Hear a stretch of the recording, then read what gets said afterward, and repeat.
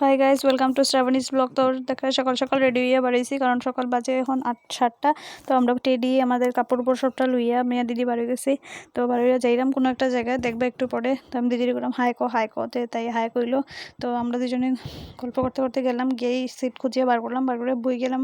আর আমি দেখলাম ক্যামেরার মধ্যেই দেখিয়ে তারপরে ক্ষুধা লাগলো, তো এগুলো পুরি মিষ্টি লুই নিলাম, লইয়া খাওয়া শুরু করলাম আমরা সকালে, কারণ আমরা জার্নিটা অনেকটা লম্বাই।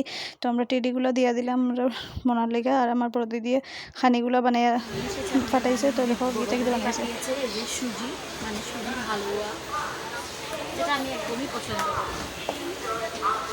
আর পাঠিয়েছি শুকনো রুটি না তেলে ভাজা রুটি, এটা জানার জন্য আপনাদের সঙ্গে থাকতে হবে। তো এইগুলো তো দেখো গরমে এই গাছগুলোই বহুত আরাম দিচ্ছে। এই গাছগুলো যদি না থাকতো তো গরমে পাগলা হয়ে গেলাম। যদি গরমে বয়ে বয়ে ফান খাওয়ার কারণ তাই ফান খাইতে বহুত বেশি ভালো পায়, সারাদিন ফান খায়।